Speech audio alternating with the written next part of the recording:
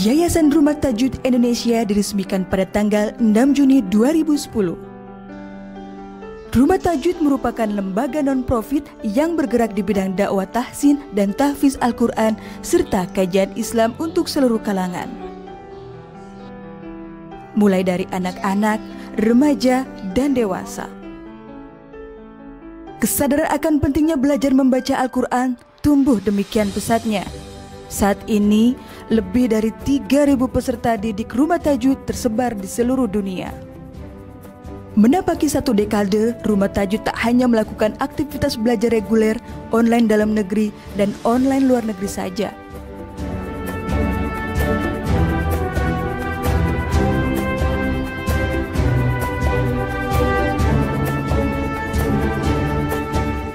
Rumah Tajwid juga memiliki beragam program atau kegiatan, mulai dari program beasiswa gratis hingga kegiatan sosial, seperti tahfiz intensif atau TI. Beasiswa ini gratis diberikan kepada para lulusan tingkat sekolah menengah atas atau SMA. Ada pula program mahasiswa hafal Al-Quran atau disingkat PMHQ, serta PPG, yakni program pembinaan guru. Kajian tema berseri pun termasuk salah satu dari kegiatan Rumah Tajwid, di antaranya Tadabbur Al-Quran dan kajian Kitab At-Tibyan. Kegiatan ini biasanya menggandeng atau berkolaborasi dengan organisasi atau komunitas muslim di berbagai belahan dunia. Program berikutnya adalah Daurah Quran. Program ini dikhususkan bagi anak dan remaja yang tumbuh dan besar di luar negeri, agar tetap termotivasi dan bersemangat dalam belajar Al-Quran. Saat ini, Rumah Tajwid juga tengah membebaskan lahan di daerah Tajur Halang, Desa Citayam, Kabupaten Bogor, Jawa Barat. Tanah seluas 2,85 hektar tersebut akan dibangun sebuah pesantren dan pusat pembelajaran Al-Quran. Rumah Tajwid juga memproduksi berbagai konten yang berisi tentang keilmuan Al-Quran ataupun kegiatan-kegiatan seputar Rumah Tajwid yang dirangkum dan diupdate di media sosial milik Rumah Tajwid, baik di YouTube, di Instagram, di Facebook, di Twitter, maupun di Telegram.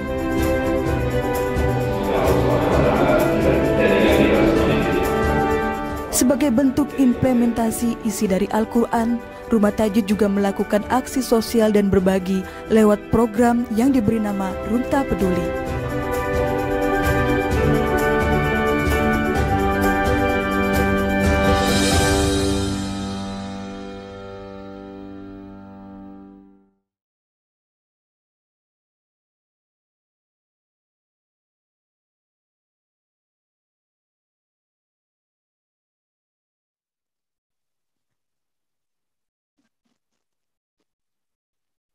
Bismillahirrahmanirrahim. Assalamualaikum warahmatullahi wabarakatuh.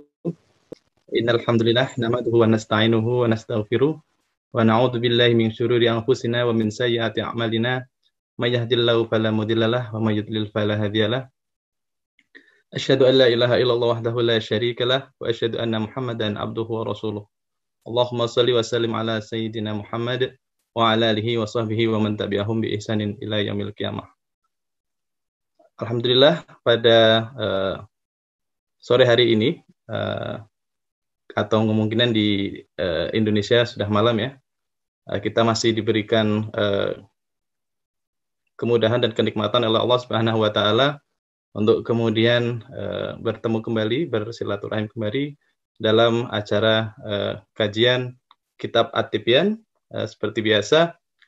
Dan alhamdulillah acara ini terselenggara berkat kerjasama antara Rumah Tajwid dengan IWKZ atau Masjid Al-Falah Berlin, kemudian IIC Hamburg, Masjid Indonesia Frankfurt, Keluarga Islam Indonesia di Britania Raya atau KIBAR UK, kemudian Masjid As-Salam atau warga pengajian Austria, Wapena, kemudian Verein Persikan Iman atau VPI, Swiss, kemudian Muslim Rur, pengajian masyarakat Muslim PM3 Munchen, Rumah Muslim Indonesia Rumaisa, dan IMUSKA atau Indonesian Muslim Student Society in Korea.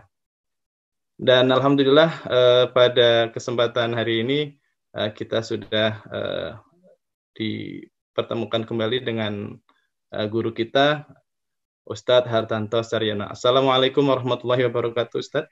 Waalaikumsalam warahmatullahi wabarakatuh, Mas Kabul. Alhamdulillahirabbil alamin. Bagaimana kabarnya, Ustadz? Alhamdulillah, atas doa antum semua dalam keadaan baik, sehat walafiat, dan semoga antum juga demikian. Alhamdulillah, Ustadz.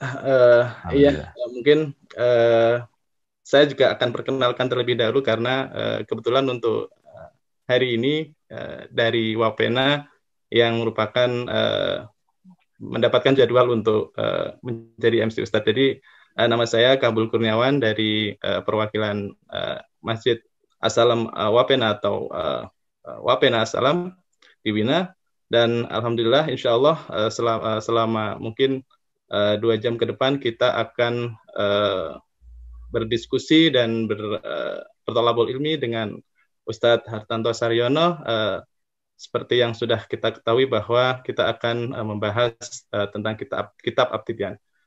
Sebagai resume dari yang sudah kita pelajari di 2 minggu yang kemarin, Ustadz ya, kita sudah berdiskusi mengenai tayamum bagi orang yang ingin membaca Al-Quran.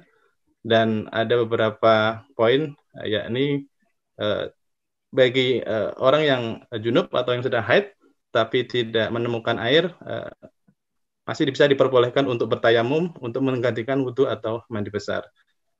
Kemudian bagi mereka yang telah bertayamum, maka boleh baginya untuk melakukan yang tadinya terlarang, misalnya sholat dan membaca Al-Quran. Kemudian jika ia berhadas atau tayamumnya batal, maka tetap terlarang baginya untuk melakukan sholat. Tetapi tidak terlarang baginya untuk membaca Al-Quran dan duduk di masjid.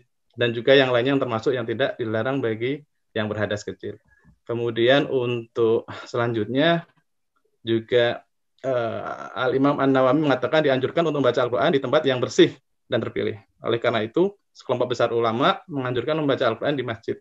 Karena keberadaan masjid itu mengumpulkan beberapa hal, misalnya kebersihan dan tempat kemuliaan, dan orang yang membaca Al-Quran di masjid akan mendapatkan keutamaan yang lain, yaitu i'tikaf. Jadi itu mungkin terkait dengan resume yang materi yang sudah disampaikan oleh Ustadz 2 minggu yang lalu.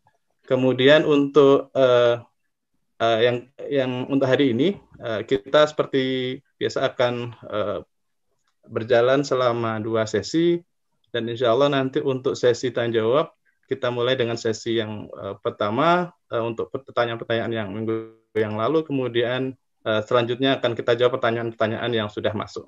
Begitu Ustadz, mungkin selanjutnya untuk waktu dan tempat kami persilahkan kepada Ustadz Hartanto Saryono untuk menyampaikan. Jazakallah dan tafadhol Ustadz. Terima kasih Mas Kabul. Assalamualaikum warahmatullahi wabarakatuh. Alhamdulillahi rabbil alamin. Wassalatu wassalamu ala ashrafil anbiya'i wal mursalin. Sayyidina wa nabiyyina wa maulana Muhammadin wa ala alihi wa sahbihi ajma'in. Wa ba'du fallahumma la sahla illa ma ja'altahu sahla wa anta taj'alul hazna idza syi'ta sahla. Allahumma 'allimna ma yanfa'una wanfa'na bima 'allamtana wa zidna 'ilman tanfa'una bihi ya rabbal alamin. Wa sallallahu wa sallama wa baraka ala sayyidina wa nabiyyina Muhammadin wa ala alihi wa sahbihi ajma'in. Walhamdulillahi rabbil alamin. Pemirsa Rumah Tajwid TV dan muslimin muslimat yang dimuliakan Allah Subhanahu wa taala, berbahagia sekali kita dapat berjumpa kembali di kesempatan hari ini 15 November 2020.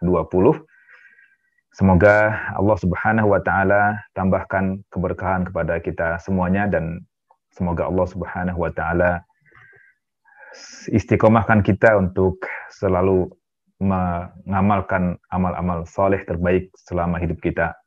Amin ya rabbal alamin.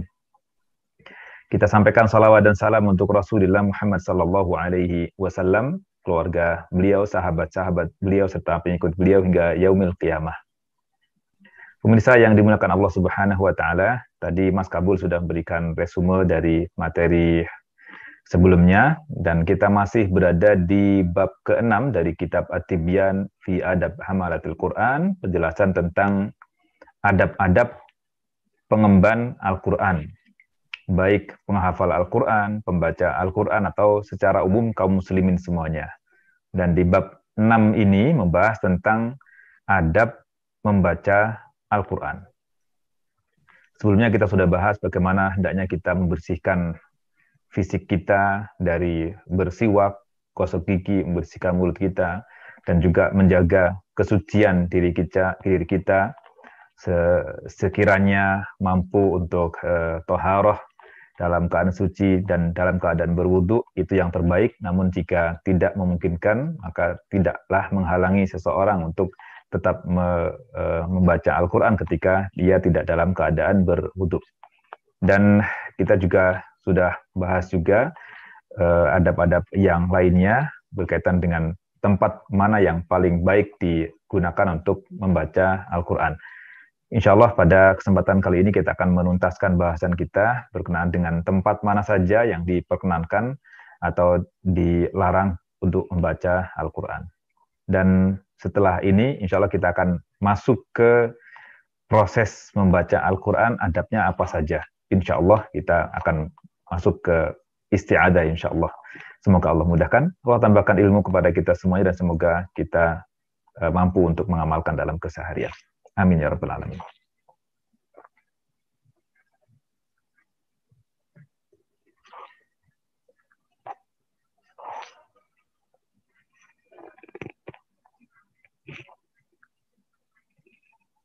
Ya, pada pertemuan sebelumnya kita telah membahas materi ini, yakni tentang keutamaan i'tikaf. Dan Imam An-Nawawi juga mengingatkan kita semuanya bahwa masalah i'tikaf ini suatu yang mungkin banyak yang abai atau lalai dari melakukan ini. Bahkan kaum muslimin mungkin seringkali masuk ke masjid, duduk di masjid, tapi tidak ada niat, tidak meniatkan diri untuk i'tikaf. Ini sayang sekali, maka Imam An-Nawawi mengingatkan kita semuanya agar ketika masuk masjid hendaknya langsung berniat untuk i'tikaf. Baik duduk di masjidnya, ibadahnya lama ataupun sebentar, pokoknya niatkan i'tikaf sehingga mendapatkan keutamaan pahala i'tikaf. Entah duduk setengah jam kah, 1 jam kah, atau terutama para muslimin, kaum pria yang melaksanakan sholat 5 waktu ke masjid misalnya, atau sholat Jumat misalnya, hendaknya ketika masuk ke masjid langsung meniatkan untuk i'tikaf. Tentu ada adab-adab yang lain berkenaan dengan berada di masjid, namun bukan bahasan kita di kitab At-Tibyan fi Adab Hamalatil Quran ini. Lalu Imam An-Nawawi melanjutkan bahasan tentang tempat yang diperkenankan untuk membaca Al-Quran ataukah tidak. Di sini beliau mengatakan, ya, qala al-Imamu An-Nawawi rahimahullah. Imam An-Nawawi, semoga Allah merahmati beliau, mengatakan dalam kitab At-Tibyan fi Adab Hamalatil Quran ini, wa ammal qira'atu fil hammam. Ya, adapun membaca Al-Quran di hammam. Apa yang dimaksud dengan hammam? Ya, ini mungkin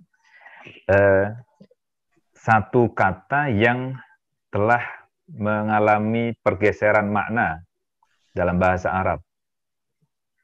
Dalam bahasa sekarang, hammam itu kamar mandi. Ya.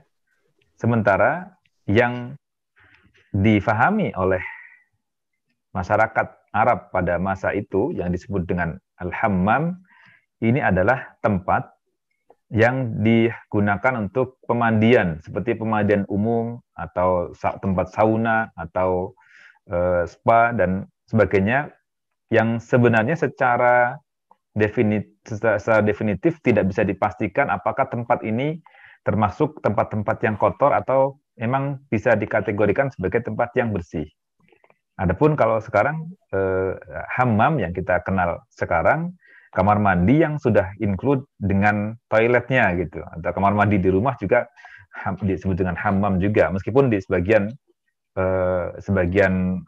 orang Arab menyebut dengan mirhab atau jamaknya marahid misalnya, secara khusus untuk kamar mandi atau toilet secara khususnya.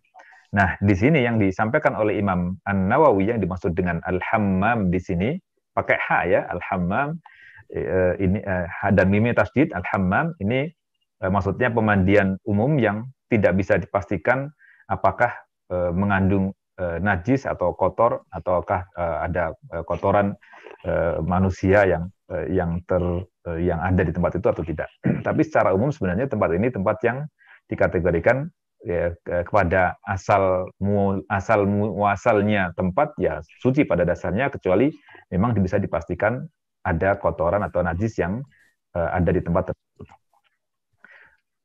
Hal yang lainnya lagi mungkin babnya adalah apakah di tempat ini orang yang ada di tempat itu tetap menjaga aurat, menutup aurat ataukah tidak. Itu juga yang nanti akan menjadi bahasan kenapa kok kemudian dihukumi atau diperdebatkan di kalangan para ulama antara boleh ataukah tidak ataukah makruh. Itu. Imam An-Nawawi mengatakan wa ammal qiraatu, adapun al-qiraah membaca Al-Qur'an fil hammam, di hammam, faqad ikhtalafa salaf. Ya. Para ulama salaf telah berbeda pendapat. Ulama salaf, ulama terdahulu, bukan untuk kelompok tertentu, tapi maksudnya ulama terdahulu, bukan kalau lawan dari salaf adalah al-khalaf, ulama kontemporer, ulama masa kini, ulama khalaf. Yang dahulu adalah ulama salaf, bukan untuk organisasi tertentu, tapi ini ulama salaf, ulama pada masa dahulu, generasi sahabat atau generasi tabi'in atau generasi tabi'in, generasi awal di umat ini. Mereka berbeda pendapat fi karahiyatiha, dalam hal kemakruhannya. Gitu. Jadi mereka berbeda pendapat apakah makruh ataukah tidak. Faqala ashabuna la yukroh. Kata Imam An-Nawawi, menurut fuqaha, para ulama fikih di mazhab kami, ashabuna maksudnya bukan sahabat kami semata, tapi maksudnya adalah para ahli fikih di fikih Imam Asy-Syafi'i atau fikih Syafi'iyah. Jadi faqala ashabuna, ya ulama fikih di mazhab Asy-Syafi'i mengatakan la yukroh, tidak makruh. Ya, makruh secara bahasa artinya dibenci ya. Makruh itu artinya dibenci, tapi maksudnya dalam terminologi fikih makruh itu sesuatu yang jika dikerjakan ya tidak berdosa, tapi kalau ditinggalkan mendapatkan pahala. Ini maka disebut la yukruh. Wa naqalahul imamul mujma'u ala jalalatihi Abu Bakr Ibnul Munzir fi al-Ishraf an Ibrahim an-Nakhai wa Malik wa huwa qawlu Atha. Ya, pendapat ini juga merupakan pendapat yang telah dinukil, ya, naqalahu telah dinukil, dikutip oleh al-Imam al-Mujma' ala jalalatihi, imam pimpinan yang disepakati kemuliaannya, disepakati keluhuran ilmunya dan pekertinya serta akhlaknya. Siapa itu? Abu Bakar bin Al-Munzir. Ya, Abu Bakar bin Al-Munzir fil Ishraf, di kitabnya Al-Ishraf. Di sini kasih keterangan kitab, yaitu judul kitabnya Al-Ishrafu ala Madahibil Ulama. Al-Ishraf ala Madahibil Ulama, pemuliaan terhadap mazhab-mazhab para ulama, karya Imam Abu Bakar Muhammad bin Ibrahim Ibnul Munzir An-Nisaburi yang wafat pada tahun 319 Hijriah. Beliau menukil ini an Ibrahim An-Nakhai, dari Ibrahim An-Nakhai, wa Malik, dan juga Imam Malik, wa huwa qaulu Atha. Ini juga merupakan pendapat atau perkataan Atha. Ini berkenaan dengan pendapat yang mengatakan bahwa tidak makruh, boleh-boleh saja membaca Al-Quran di tempat atau hammam tadi, itu tempat yang menjadi pemandian tersebut. Demikian. Lalu ada pendapat yang lain dari kalangan para ulama yang mengatakan bahwa makruh. Wa dhahaba ila karahatihi jama'atun. Ya. Ya, banyak para ulama, ya, kalau ada kelompok-kelompok ulama yang berpendapat dhahaba ila karahatihi, berpendapat akan kemakruhannya. Jadi menurut beberapa kelompok ulama bahwa membaca Al-Quran di hammam tadi itu makruh hukumnya. Hammam dengan tasdid mimnya ya. Ada hammam, ada hamam, hamam burung merpati, ada hammam pakai ha, itu orang yang punya semangat yang tinggi. Minhum, di antara yang memakruhkan adalah Ali bin Abi Thalib bin radhiyallahu anhu, adalah Imam Ali bin Abi Thalib radhiyallahu anhu, semoga Allah meridhai beliau. Rawahu, beliau meriwayatkan, Imam Ali meriwayatkan, rawahu anhu Ibnu Abi Dawud. Ibnu Abi Dawud meriwayatkan kemakruhannya ini dari Ali bin Abi Thalib, meriwayatkan dari Ali bin Abi Thalib. Ya, Ibnu Abi Dawud meriwayatkannya dari Ali bin Abi Thalib. Wahaka Ibnul Munziri wahaka Ibnul Munziri an jama'atin minat tabi'in. Ya, Ibnul Munzir juga meriwayatkan, mendapati riwayat ini, mengisahkan, menyampaikan bahwa ini merupakan pendapat yang beliau dapat dari jamaah sekelompok ulama minat tabi'in, dari kalangan tabi'in. Tabi'in, muslimin yang bertemu dengan para sahabat radhiyallahu anhum. Minhum, di antara mereka tabi'in itu adalah Abu Wa'il Syaqiq bin Salamah. Ya, yang pertama adalah Abu Wa'il bin Salamah, kemudian wasya'biyu. Demikian juga Sya'bi. Jadi menurut Sya'bi atau juga Abu Wa'il, wal Hasanul Basriyu, dan Hasan al-Basri, wa Makhul, dan Makhul, wa Qabisah ibnu Dhu'aib, dan Qabisah bin Dhu'aib. Ya, mengatakan bahwa makruh hukumnya membaca Al-Quran di hammam tadi itu. Wa rawainahu aidha, dan kami meriwayatkan hal itu juga an Ibrahim an-Nakhai, dari Ibrahim an-Nakhai. Tadi pertama ya, Ibrahim an-Nakhai dikutip bahwa menurut beliau tidak makruh, tapi di kutipan yang lain diriwayatkan bahwa Ibrahim an-Nakhai mengatakan bahwa makruh hukumnya. Wa hakahu ashabuna an Abi Hanifah. Ya, para fuqaha di mazhab Asy-Syafi'iyah juga mengutip, mendapat informasi ini dari Abu Hanifah radhiyallahu anhum ajma'in, semoga Allah meridhai mereka semuanya, ulama-ulama dari kalangan tabi'in dan juga generasi sebelumnya tadi itu. Ini berkenaan dengan membaca Al-Quran di tempat pemandian tadi. Ya. Lalu Imam An-Nawawi mengatakan, mengutip perkataan Imam Asy-Sya'bi, qala Asy-Sya'biyyu tukrahul qira'atu fi thalathati mawadhi'a fil hammamat wal hushush wa buyutir raha wa hiya tadur. Ya. Kata Imam Asy-Sya'bi, tukrahu al-qira'atu, ya, dimakruhkan membaca Al-Qur'an fi salasati mawadhi', di 3 tempat. Salasah 3, mawadhi', tempat-tempat. Jadi ada 3 tempat yang dimakruhkan untuk menjadi tempat membaca Al-Qur'an.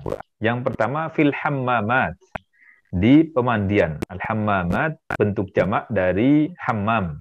Hammam tadi tunggalnya, lalu hammamat bentuk jamaknya.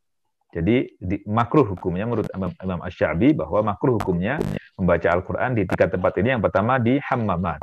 Yang kedua wal hushush. Ya, al-hushush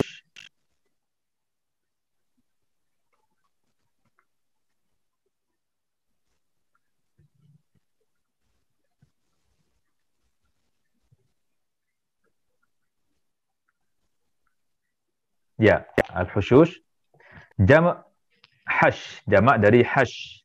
Bisa dibaca hushush, bisa ya, hushush ya, jamak dari hash dengan harokat fathah bisa hash, bisa hush. Baik, merupakan al-hushush ini tempat buang hajat. Tempat buang hajat. Yang kedua, wabuyuti ar-roha, di rumah penggilingan, jadi tempat penggilingan yang di sana tempat menggiling biji-bijian yang nanti akan diolah menjadi minyak. Jadi biasanya mereka wahya tadur, saat bilik penggilingan itu berputar. Jadi biasanya mereka memanfaatkan binatang seperti keledai untuk menggiling biji-bijian yang nanti akan jadi minyak. Jadi keledainya diikat, ada pelana gitu, kemudian ini keledai akan muter terus. Ini matanya ditutup, dia akan keliling muter terus nih, sehingga tempat ini akan terdengar bising karena suara mesin lah dalam bahasa modernnya.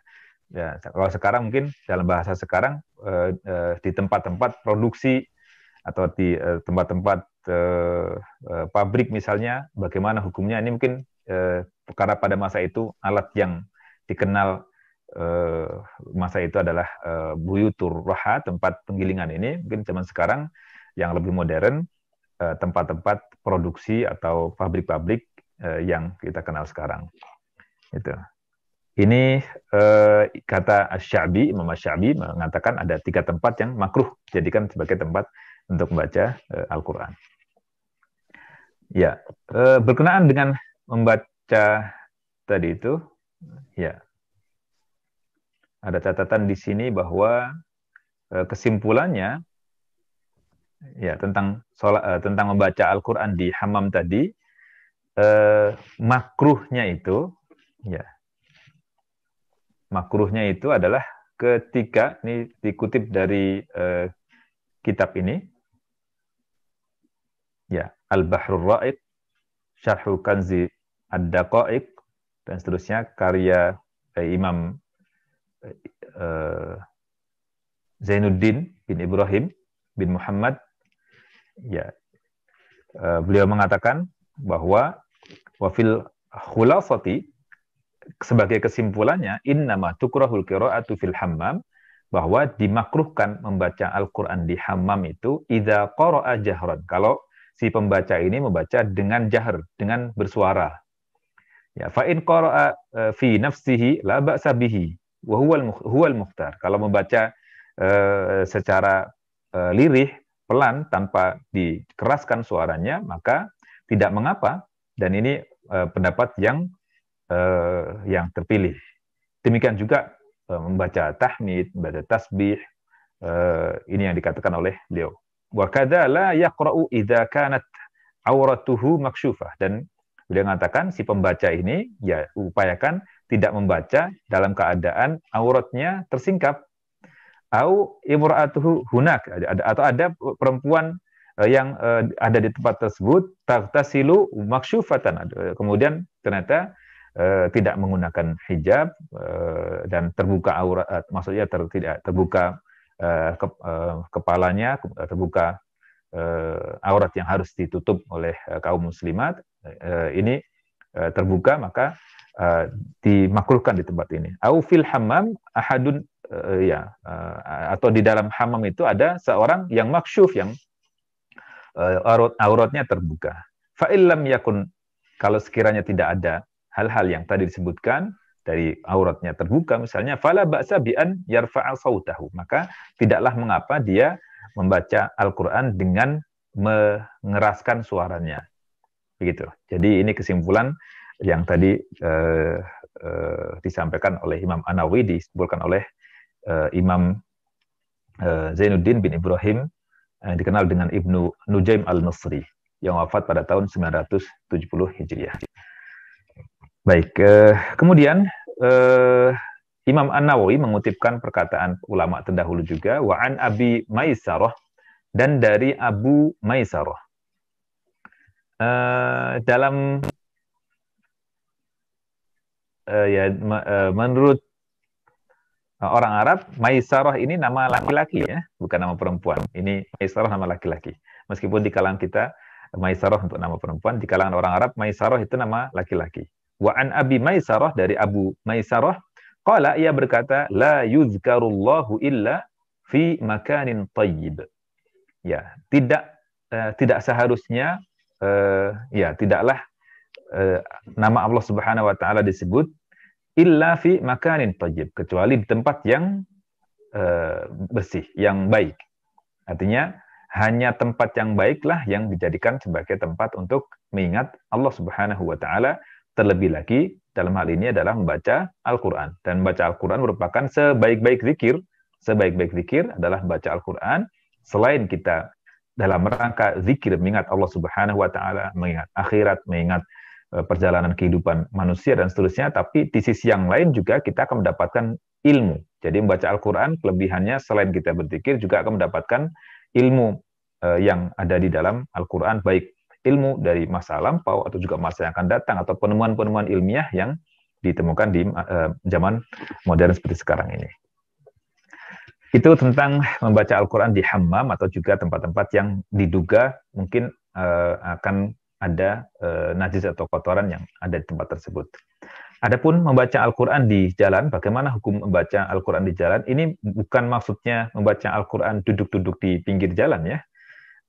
Meskipun juga bisa dimaknai demikian, tapi maksudnya sambil jalan, sambil pergi kemana, sambil membaca Al-Quran atau mengulang Al-Quran. Ini dibahas di sini oleh Imam An-Nawawi. Wa ammal qira'atu fit tariqi, adapun membaca Al-Quran di jalan, fal mukhtaru, yang terpilih dari pendapat-pendapat para ulama, annaha jaizatun ghairu makruhatin. Ya, bahwasanya membaca Al-Quran di jalan itu boleh dan tidak makruh. Tapi dengan syarat, idza lam yaltahi sahibuha. Ya, dengan syarat si pembaca Al-Qur'an ini, la yaltahi, tidak lalai. Jadi dia masih bisa fokus, masih bisa khusyuk dalam bacaan Al-Qur'annya. Jadi nggak lalai dia. Karena kenapa kok disyaratkan nggak lalai? Fa inil taha anha kurihat. Kalau dia, si pembaca ini atau yang mengulang hafalan ini ternyata lalai, maka makruh hukumnya. Makruh hukumnya. Ya, karena kalau lalai barangkali ada kata-kata atau ada ayat-ayat atau kalimat-kalimat yang terucap tidak sebagaimana mestinya atau terbaca tidak sebagaimana mestinya. Ini menunjukkan betapa pentingnya kita fokus dalam membaca, fokus dalam mengulang hafalan Al-Quran. Jangan sampai kemudian menyimpang dan kita keluar dari fokus kita. Lalu lanjutkan lagi, kama karihan nabiyyu sallallahu alaihi wasallam al-qira'ata lin-na'is. Ya. Sebagaimana Rasulullah sallallahu alaihi wasallam makruh, membenci, membenci bacaan lin-na'is, orang yang ngantuk. Orang yang ngantuk baca ngelantur kemana-mana itu makruh, dibenci oleh Rasulullah SAW. Kenapa? Makhafatan, ya, karena dikhawatirkan minal khalti, dikhawatirkan nanti akan ada makna atau kata-kata yang campur, ya, atau dalam redaksi yang lain disebutkan minal ghalab, ya, minal ghalab. Tadi redaksi yang pertama minal khalti, dikhawatirkan ada campur dengan kata-kata yang lainnya atau dengan ungkapan-ungkapan yang lainnya. Di redaksi yang lain min nuskhah, ada redaksi naskah yang lain dijumpai minal ghalab. Minal ghalab, ghalat artinya salah, khawatir bacaannya salah, gitu. Ya, jadi ini pendekatannya adalah pendekatan orang yang membaca Al-Quran dalam keadaan ngantuk. Itu dimakruhkan untuk membaca Al-Quran ketika dalam kondisi ngantuk ini. Demikian juga orang yang baca di jalan tadi itu, kalau sekiranya lalai, maka ya sama dengan orang yang membaca Al-Quran dalam kondisi ngantuk tadi itu. Baik, lalu Imam An-Nawawi melanjutkan, wa rawa Ibnu Abi Dawud an Abi Ad-Darda'i radhiyallahu anhu. Ya, Ibnu Abi Dawud meriwayatkan dari Abu Darda radhiyallahu anhu, semoga Allah meridhai beliau. Ini Abu Darda adalah huwa sahabi, ya, sahabat Nabi sallallahu alaihi wasallam, yang nasyara qira'at al-Qur'an fi biladis Syam. Beliau yang telah menyebarkan bacaan Al-Qur'an di negeri Syam. Syam itu Palestina, Syria, sekarang ada Palestina, Syria, Yordania, dan Libanon sekarang. 4 negara itu dulu disebut negeri Syam. Wa huwa alladhi sanna halaqat al-Qur'an. Beliaulah yang membuat sunnah kebiasaan membentuk halaqah Al-Qur'an. Halaqat Al-Qur'an. Jadi beliau yang punya ide, yang menginisiasi membuat halaqah Al-Qur'an. Jadi bikin halaqah, grup-grup, kelas-kelas. Wa kana lahu, bahwa beliau waktu itu punya 1,600 taliban fil Jami' al-Umawi. Beliau punya 1.600 murid di Masjid Al-Umawi di Damaskus. Jadi muridnya 1.600 orang. Fi kulli halaqah 10 tullab. Jadi setiap halaqahnya, setiap grupnya itu ada berisi 10 orang. 10 orang. Bahkan konon beliau 1.600 itu beliau memantau keliling setiap waktu. Jadi di sini ada syekh halaqahnya, ada yang mengajar secara khusus di halaqah ini, dan beliau ngajar. Ini berarti ada berapa tuh? Kalau 1.600 berarti ada 160 ya, ada 160 halaqah yang beliau pimpin, yang beliau kelola di Masjid Al-Umawi.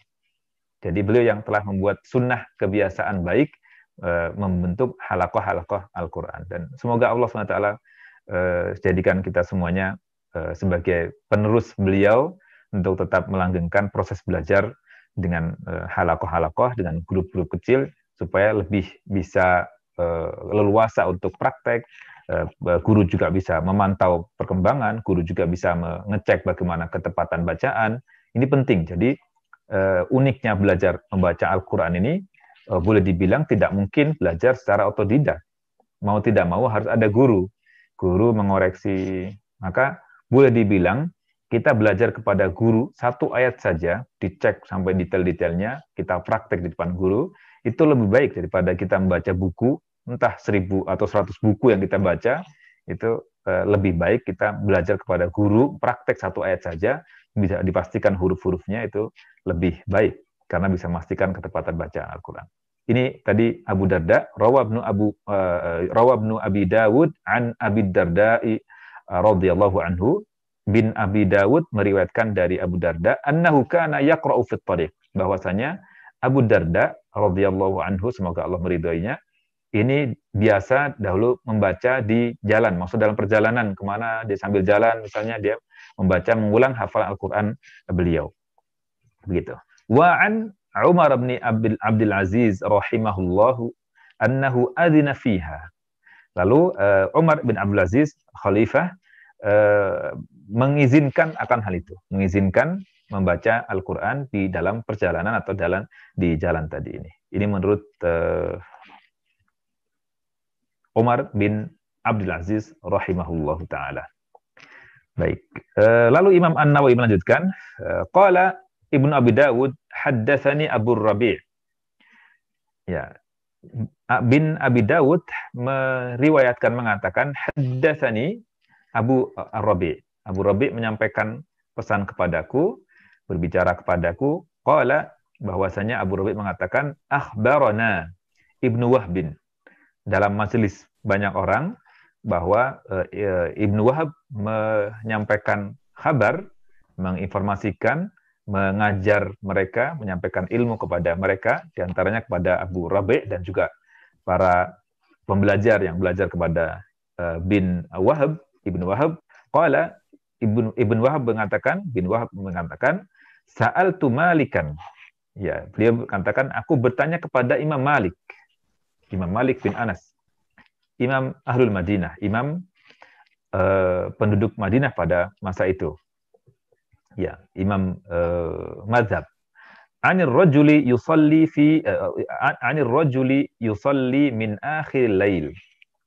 Beliau bertanya tentang seseorang, tentang orang yang yusalli min akhir lail. Salat malam tapi di akhir penghujung malam. Salat di penghujung malam, fa yakhruju ilal masjid. Karena sudah masuk waktu subuh, maka ini orang keluar untuk pergi ke masjid. Wa qad baqiya minas surah allati kana yaqra'u fiha syai'un. Ya, tapi ketika beliau menyelesaikan sholat malam tadi itu, karena sholat malamnya di akhir waktu malam, dan kemudian ternyata tibalah waktu subuh, mendengar azan, kemudian keluarlah untuk melaksanakan sholat subuh ke masjid, namun dari surah yang dibaca ternyata belum selesai. Ya, ambillah contoh misalnya, membaca surah Al-Mulk dalam sholat misalnya. Tapi ternyata belum sampai ke akhir surah Al-Mulk, sudah azan subuh. Maka diputuslah, nggak sampai ke akhirnya. Entah mungkin baru sampai ke ayat misalnya, innal ladzina yakhshawna rabbahum bil ghaibi lahum maghfiratu wa ajrun kabir. Subuh ternyata azan subuh. Nah, akhirnya dia ruku' dan mengakhiri bacaan dalam sholat tersebut. Nah, bagaimana dia? Kemudian kan membaca, kemudian ternyata terputus itu. Karena yaqra'u fiha syai'un. Ya, jadi waqad baqiya minas surati, ternyata masih ada sisa dari surah yang tadi dibaca dalam sholat. Qala, ya, Imam Malik mengatakan menjawab pertanyaan menjawab pertanyaan Ibnu Wahab tadi. Imam Malik mengatakan, ma a'lamul qira'ata takunu fil tariq. Ya, menurut Imam Malik, kata beliau, aku tidak tahu, tidak mengenal, tidak tahu tentang membaca Al-Quran di jalan. Ya, maksudnya wa kariha dzalik. Ya, maksudnya beliau tidak mengizinkan, tidak setujulah dengan membaca Al-Quran di jalan. Maka beliau mengatakan, ma a'lamul qira'ata takunu fit tariq. Aku nggak tahu ada yang membaca Al-Quran atau mengizinkan baca Al-Quran di jalan. Wa kariha dzalik. Dan Imam Malik ini juga memakruhkan tentang membaca Al-Quran di jalan. Wa hadza isnadun sahihun an Malikin rahimahullah. Dan ini memiliki sanad yang sahih dari Imam Malik rahimahullahu ta'ala. Ada keterangan di kitab Al-Fawaqihud Dawani, disebutkan bahwa ya juzu ayyaqra'al rakibu wal muttaji'u wal mashi min qaryatin ila qaryah. Kata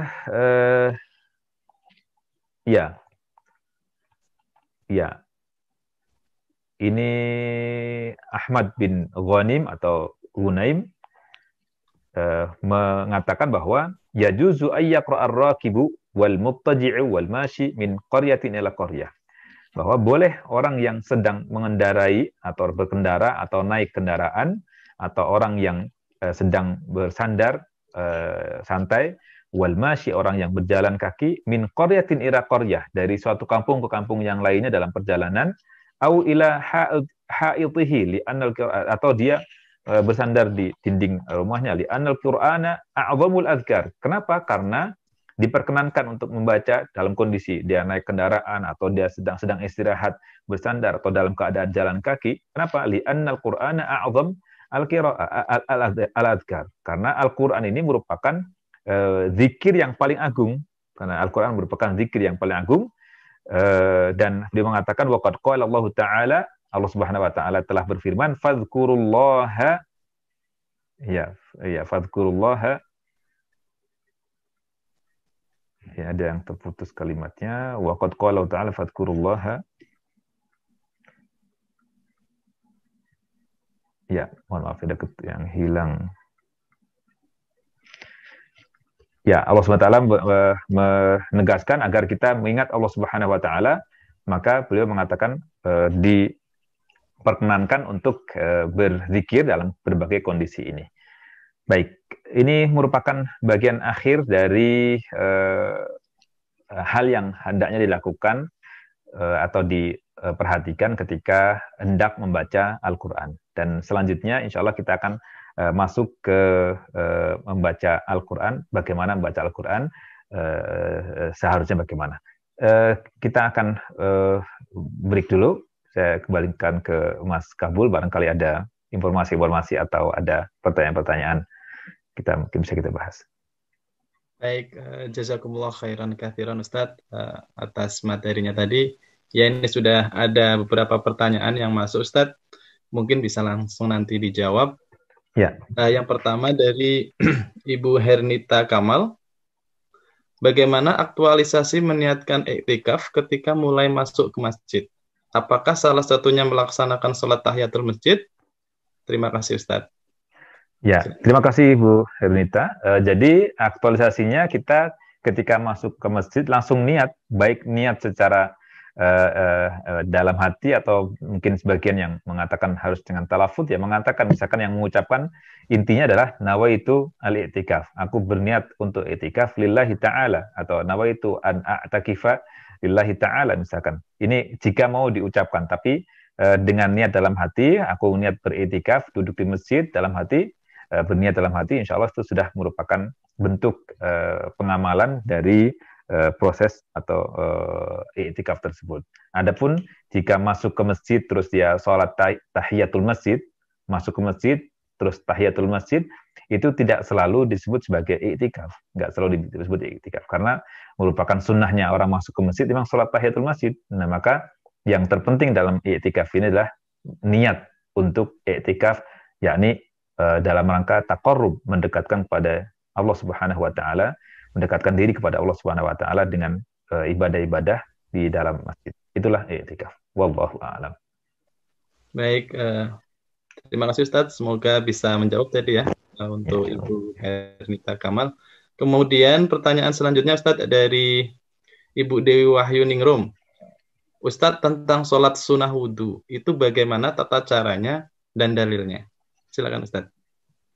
Ya, baik. Terima kasih Mbak Dewi. Jadi, sholat wudhu, meskipun ini bukan bahasan kita ya, kita dianjurkan berdasarkan hadis yang datang dari Bilal bin Rabah berkenaan dengan keutamaan sholat wudhu, di mana Rasulullah SAW menjumpai atau mendengar suara trompa atau sandal Bilal bin Rabah di surga. Dan ketika ditelisik, ditanya oleh Rasulullah SAW, amalan apa yang telah dilakukan oleh Bilal bin Rabah ini? Rupanya beliau selalu membiasakan diri sholat 2 rakaat setiap selesai wudhu. Jadi setiap habis wudhu dia sholat 2 rakaat.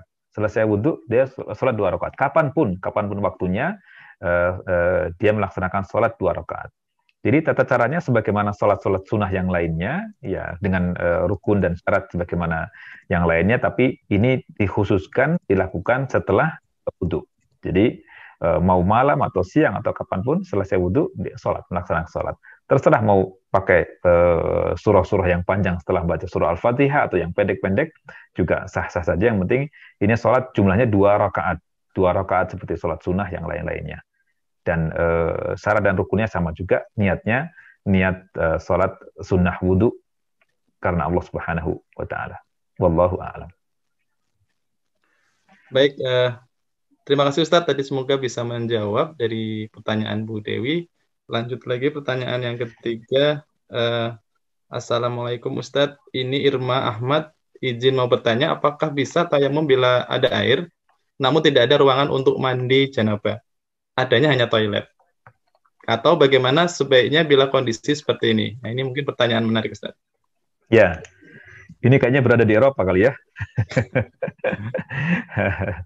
Ya, jika memang tidak memungkinkan untuk mandi janabat atau junub dalam kondisi darurat, ada airnya tapi ada yang menghalangi untuk melakukan hal itu, tidak memungkinkan untuk mandi misalnya, ya tayamum saja, karena tidak memungkinkan untuk melakukan itu. Tidak memungkinkan untuk mandi meskipun ada airnya. Tapi sebenarnya kalau misalkan toilet tadi mungkin untuk bisa dipakai untuk mandi, ya sekedar membasahi seluruh badan, anggota badan kita yang harus dibasuh, ya insya Allah lebih baik dengan mandi Yang penting telah mensucikan diri dari janabat tadi atau mandi junub tadi itu.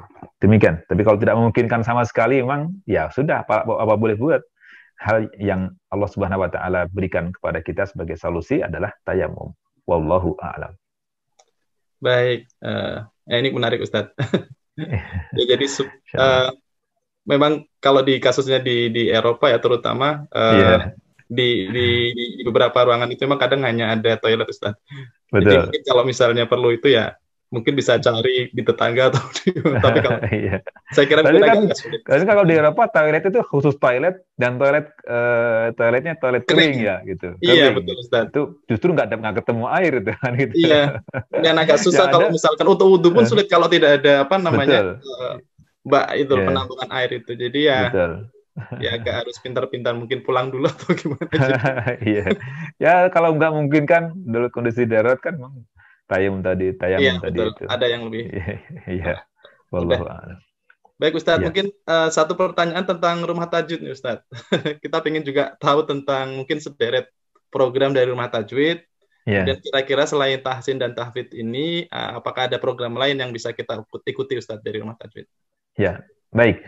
Jadi rumah tajwid ini fokusnya bukan hanya di tajwid saja ya, bukan hanya di proses pembelajaran Al-Quran semata, tapi juga menghafal Al-Quran. Jadi kita terima dari peserta yang belum bisa baca Quran, kita layani tanpa batas usia, mau 70 tahun, 80 tahun, 90 tahun, selagi masih mau belajar, kita layani, kita bimbing untuk bisa membaca Al-Quran. Bahkan kalau mau menghafal juga demikian, sekiranya mampu untuk menghafal, kondisi bacaannya bagus, maka kita buka program untuk menghafal Al-Quran di rumah tajwid. Pada dasarnya kita buka program untuk dalam negeri ini yang di Depok, ketemu darat gitu. Tapi dalam kondisi pandemi seperti sekarang kita bikin online. Ya insya Allah cukup membantu untuk proses belajar. Untuk yang di Eropa semuanya di online kan, dan juga di Indonesia juga ada program online dalam negeri yang sebenarnya dikhususkan untuk peserta di luar Depok yang tidak bisa menjangkau ketemu darat. Jadi di online kan. Tapi kalau ya kondisi sekarang semua di online kan, ada juga yang warga Depok milih program online dalam negeri. Selain itu juga kita juga ada program asrama gratis untuk mereka-mereka yang lulus SMA. Ada program mahasiswa menghafal Al-Quran, PMHQ. Jadi mereka kuliah di luar, pulang ke asrama, di asrama kan ini program gratis ya. Di antaranya program gratis itu adalah program PMHQ tadi, program mahasiswa-mahasiswi hafal Al-Quran, sambil kuliah menghafal Al-Quran. Kemudian juga program tahfidz intensif, mereka menghafal, fokus menghafal, tidak ada kegiatan yang lainnya, dan belajar di rumah tajwid, tapi tanpa ada belajar di luar, tanpa ada kerjaan di luar, fokus, ini tahfidz intensif. Kita juga ada program gerakan Maharaja Ngaji Quran, komplek di Maharaja di Depok ini kita berikan fasilitas yang mau belajar tanpa harus bayar, gratis. Pokoknya yang penting mau belajar, yang penting daftar, supaya nanti Allah Subhanahu wa Ta'ala tidak menagih kita semuanya. Kenapa nggak belajar? Kenapa nggak diajar? Kita sudah berikan fasilitas itu.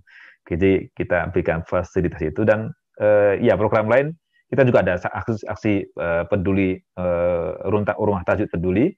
Jadi ada misalkan ada korban-korban bencana alam atau ada korban apa, kita coba bantu, kita berikan ya meskipun tidak banyak, tapi kita coba untuk membantu membantu kekurangan yang dimiliki oleh masyarakat sekitar. Demikian Mas Kabul, singkatnya begitu. Iya, jadi ini sudah banyak kemudahan dan fasilitas mungkin bagi kawan-kawan yang ingin sekali untuk bisa belajar tentang Al-Quran dan kemudian bisa menghafal dan sebagainya. Sudah tidak ada lagi kesulitan karena sudah ada online. Insya Allah. Dan insya Allah bisa diikuti. Ada secara gratis juga tadi. Alhamdulillah.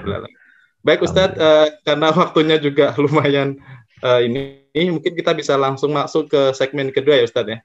Baik, insya Allah. Baik Mirsa. Ya, kita masuk ke bagian kedua bahasan kita pada kesempatan kali ini. Ini lanjutan dari kitab At-Tibyan tadi itu. Imam An-Nawawi mengatakan faslun. Pasal berikutnya, subbab berikutnya. Kemudian para pentahqiq, para ulama yang telah meneliti dan menyusun kembali kitab At-Tibyan ini memberikan judul Istiqbalul Qiblah Indal Qiraah. Istiqbalul Qiblah Indal Qiraah. Menghadap kiblat ketika membaca Al-Quran. Bagaimana hukumnya? Haruskah? Wajibkah? Ya. Imam An-Nawawi, ini bagian akhir dari persiapan baca Al-Quran sebelum nanti masuk ke isti'adzah. Yustahabbu lil qari'i fi ghairi shalah. Ya. Ay yastaqbilal qiblah. Ya, dianjurkan, mustahab hukumnya dianjurkan atau disunahkan bagi pembaca Al-Quran lil qari'i fi ghairi shalah. Di luar salat, di selain salat. Jadi pembaca Al-Quran di selain salat ayyastaqbilal qiblah, hendaknya menghadap kiblat, Jadi ini lebih utama, yustahab, dianjurkan. Ya, faqad jaa fil hadis, karena ada disebutkan dalam hadis, khairul majalisi mastuqbila bihil qiblah. Ya, sebaik-baik khairul majalisi, sebaik-baik majlis atau majlis yang paling baik, al-majalis jamak dari majlis, mastuqbila bihil qiblah, yang majlisnya itu menghadap ke kiblat. Jadi maksudnya orang yang duduk entah itu baca Quran ataukah zikir akan baik jika menghadap ke kiblat. Apalagi kalau di Masjid Al-Haram di dekat Ka'bah, maka alangkah mulianya menghadap ke Ka'bah tersebut. Ya. Lalu selain dianjurkan menghadap kiblat tadi itu juga dianjurkan wa yajlisu mutakhashsyi'an. Hendaklah seorang pembaca Al-Qur'an duduk dengan khusyuk, dengan posisi badan minim dari gerakan. Jadi khusyuk, tenang gitu ya. Mutakhashsyi'an artinya tidak banyak gerakan, khusyuk. Bisakinatin wa waqarin, dan dalam kondisi tenang, sakinah. Waqar juga demikian, tenang juga, tidak ada kesibukan-kesibukan yang lainnya. Ya. Matriqan ra'sahu, dengan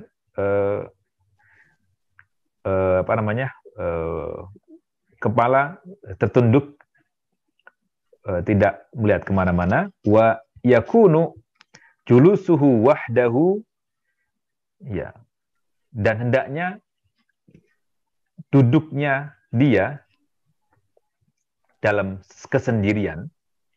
Wa yakunu julusuhu wahdahu, dan duduknya pembaca Al-Quran ini dalam kondisi sendirian. Fi tahsini adabih wa khudu'ihi, ya, dalam kondisi adab yang baik. Fi tahsini adabih, memperbaiki adabnya. Ya, meskipun seorang diri, tidak ada orang lain, dia menjaga adab duduk. Wa khudu'ihi, dan tunduknya, ketundukan, kekhusyuan, kepatuhan kepada Allah Subhanahu wa taala. Meskipun hanya seorang diri, hendaknya selalu dijaga. Kajulusihi baina yadai muallimi, sebagaimana duduknya si pembaca Al-Quran ini di hadapan gurunya. Jadi meskipun duduk sendirian membaca Al-Quran, maka hendaknya duduknya dia dalam baca Al-Quran ini seperti duduknya dia menghadap guru, sedang menyetorkan hafalan, sedang menyetorkan bacaan, atau sedang berada di tengah-tengah gurunya, sedang berada di hadapan dengan gurunya. Ya, kajulusihi baina yadai muallimihi, atau ketika dia duduk di tengah-tengah majelis gurunya. Menjaga adab kan?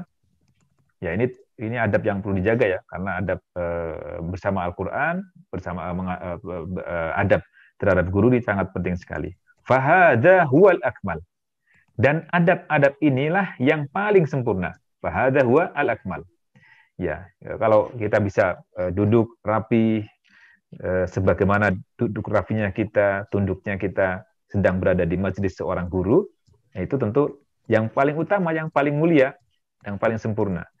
Ya. Lalu Imam An-Nawawi melanjutkan, walau qara'a qa'iman, walaupun qara'a qa'iman, sekiranya ini membaca Al-Quran qa'iman, dalam keadaan berdiri, membaca dalam keadaan berdiri, au muttaji'an, atau membaca sambil bersandar, sambil santai, tidur-tiduran gitu. Au fi firashihi, atau di tempat tidurnya. Ya, au fi firashihi, tempat tidurnya. Au ghairi au ala ghairi dzalik minal ahwal, atau dalam kondisi-kondisi yang lain selain yang tadi disebutkan, jadi selain berdiri tadi, walau qara'a qa'iman, membaca dalam keadaan berdiri, au muttaji'an, dalam keadaan bersandar, tidur-tiduran, au fi firashihi, atau tidur membaca di tempat tidurnya, au ala ghairi dzalika minal ahwal, atau dalam kondisi-kondisi yang lain selain yang tadi disebutkan, jaza, boleh. Jadi nggak ada larangan membaca Al-Quran sambil berdiri, mungkin karena ngantuk. Saya jumpai dulu ada seorang syekh, masya Allah, syekh besar sekarang di Sudan, teman saya dulu waktu kuliah. Beliau, masya Allah, saya jumpai beliau sehari-hari itu nggak tahu berapa kilometer dia berjalan, dari ujung masjid ke ujungnya sampai muter terus. Jadi membaca Quran, menghafal Al-Quran, atau juga mengulang hafal Quran atau hadis. Hafal Quran jangan ditanya, beliau masya Allah menghafal hadis atau menghafal matan-matan yang lainnya, redaksi yang lainnya sambil berjalan. Saya perhatikan beliau pokoknya berjalan terus. Bahkan ketika mahasiswa yang lainnya istirahat, beliau tetap begitu terus. Selesai kuliah, jalan kaki di dalam masjid, baca Quran di masjid. Nanti capek, duduk. Mungkin duduk juga mulai ngantuk, jalan lagi. Begitu yang beliau lakukan. Masya Allah, ternyata di kemudian hari beliau menjadi seorang syekh besar yang dalam bidang Al-Quran. Ya, jadi kalau duduk, berdiri juga boleh, juga sambil tiduran juga mungkin mengulang hafal Quran.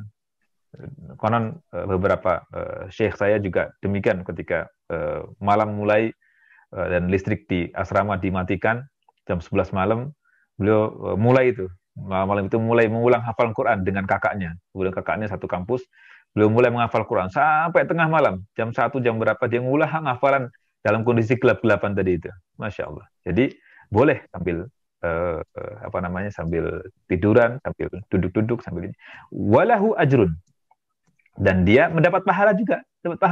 Walakin, akan tetapi, nah ada akan tetapi, dunal awal, akan tetapi pahalanya tidak seperti yang sebelumnya, yang awal tadi itu. Ya, tadi kan yang pertama tadi menghadap kiblat, ya, menghadap kiblat, khusyuk, terus meskipun duduk sendirian seolah dia membaca Al-Quran di depan guru, itu lebih baik tentunya. Sehingga tadi kondisi yang membaca Al-Quran berdiri atau sambil tiduran atau di tempat tidur tadi itu mendapat pahala, tapi walakin dunal awal, pahalanya tidak seperti pahalanya orang yang baca Al-Quran sambil menghadap kiblat, sambil khusyuk, sambil seolah dia menghadap seorang guru tadi. Jadi ini dunal awal. Qala Allahu azza wa jalla, Imam An-Nawawi mengutip firman Allah Subhanahu wa taala, inna fi khalqis samawati wal ardi wa ikhtilafil laili wan nahari la ayatil liulil albab. Ya, sesungguhnya pada penciptaan langit, bumi, dan silih bergantinya malam dan siang terdapat banyak ayat-ayat, tanda-tanda kebesaran Allah Subhanahu wa taala. Jadi ayat itu bukan hanya ayat Al-Quran yang tertulis, tapi juga ayat-ayat kauniyah, ayat tanda-tanda kebesaran Allah Subhanahu wa taala yang ada di jagat raya.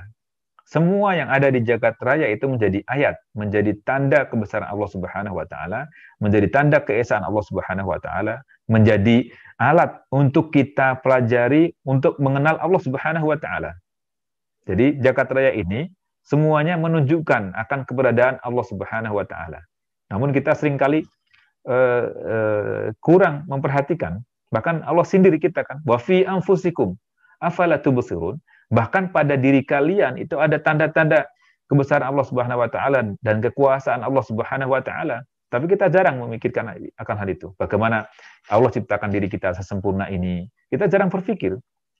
Ya, pikirkan coba bagaimana otak kita berfungsi, bagaimana alat-alat pencernaan kita berfungsi, bagaimana segala yang ada di tubuh kita ini berfungsi secara otomatis, berjalan demikian. Sekiranya ada korsleting lah gitu ya, ada kesalahan saraf dikit aja kita udah nggak berdaya apapun. Gitu. Ini ada tanda kebesaran Allah SWT dan kekuasaan Allah SWT. La ayatin li ulil albab. Ada tanda-tanda kebesaran Allah Subhanahu wa taala dan kekuasaan Allah Subhanahu wa taala li ulil albab, untuk orang-orang yang memiliki akal sehat. Ulul albab bukan sekedar punya akal, bukan sekedar orang yang pintar, bukan, tapi ulul albab itu orang yang punya kecerdasan batin yang sangat luar biasa. Jadi bukan sekedar bisa mikir, tapi sungguhnya akalnya ini mendekatkan diri kepada Allah Subhanahu wa taala.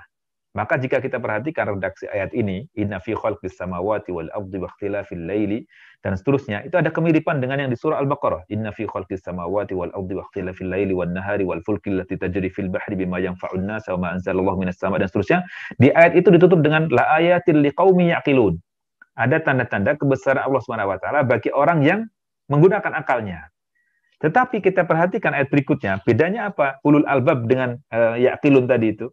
Di ayat di surah Al-Baqarah, qaumi yaqilun tadi itu, wa minan disebutkan berikutnya, wa minan nasi man yattakhidhu min dunillahi andada yuhibbunahum ka hubbillah.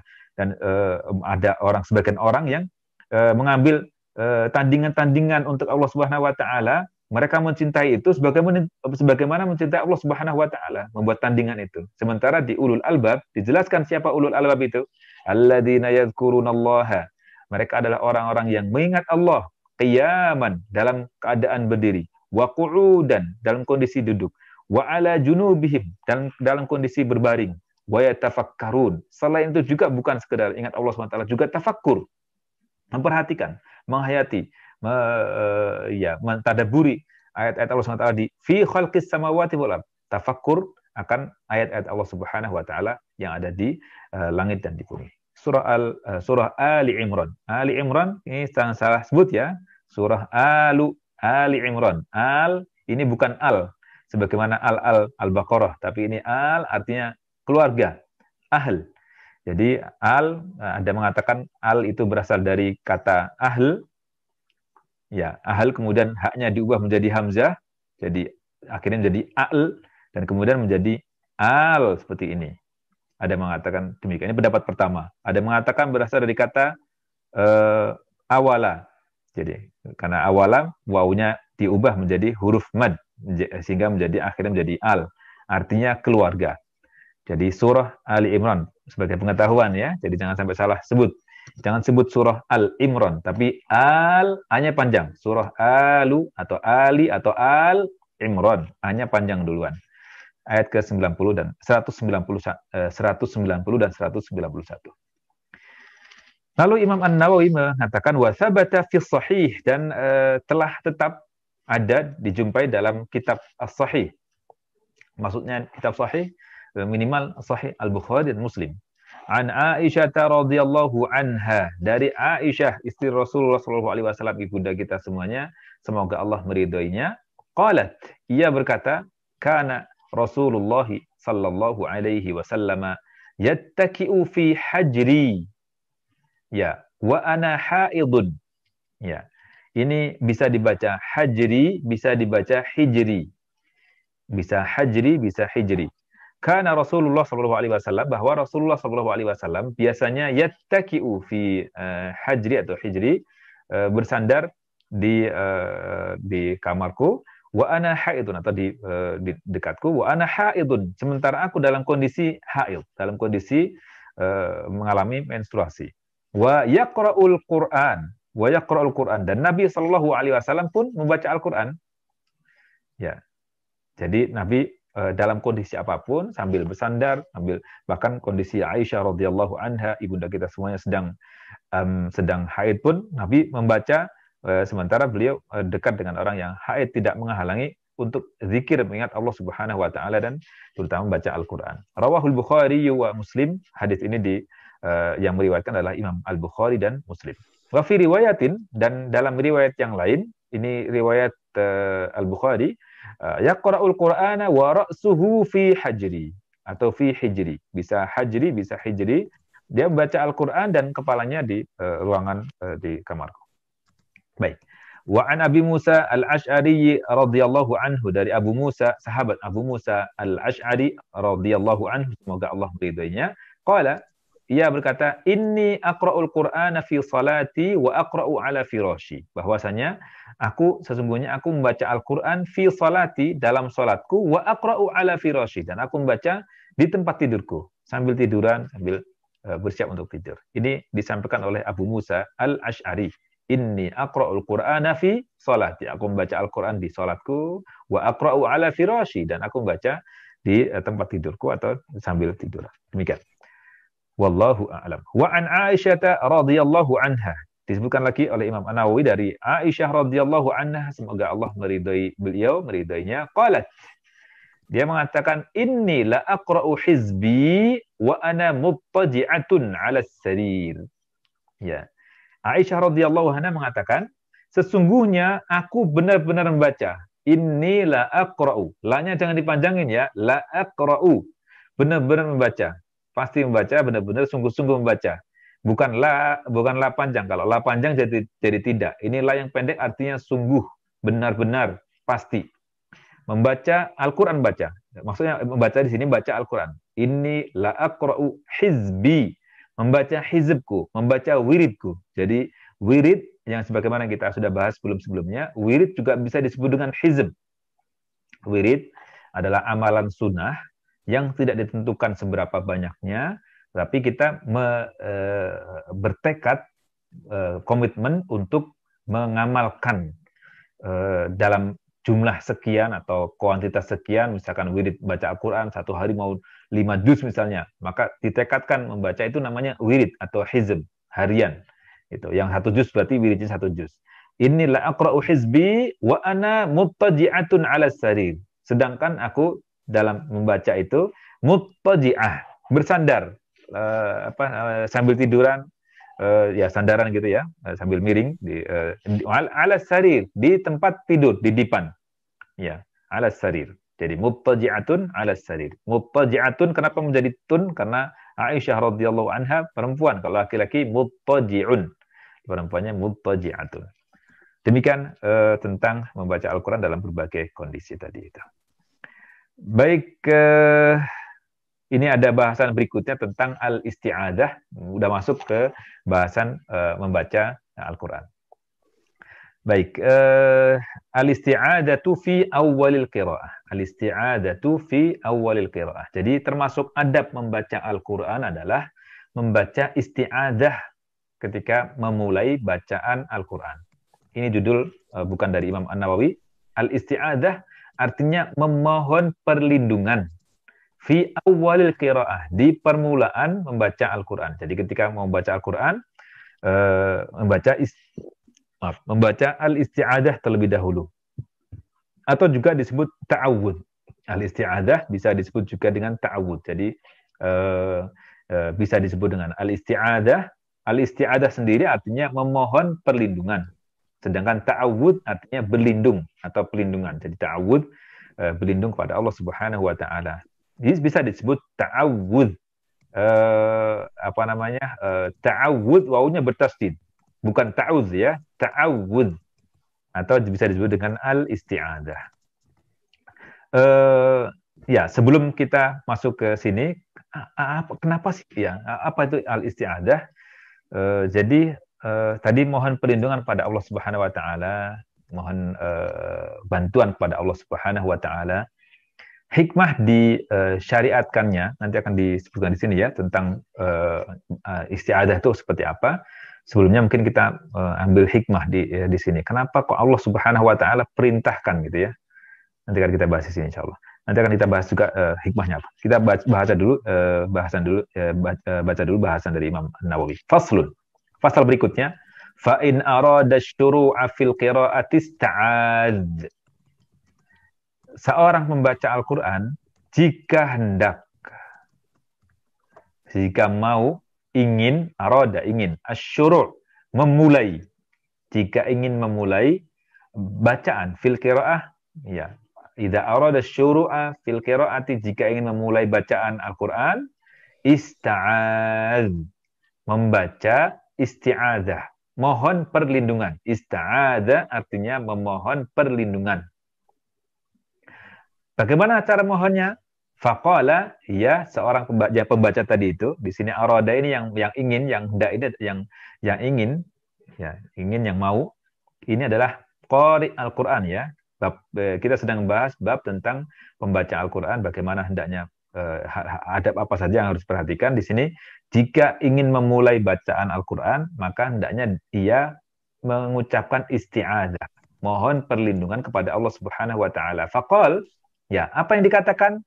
A'udzu billahi minasyaitonir rajim. Mengatakan a'udzu billahi minasyaitonir rajim. A'udzu artinya aku berlindung. Berlindung kepada siapa? Kepada Allah. Billahi minasyaitonir rajim. Dari apa kita berlindung?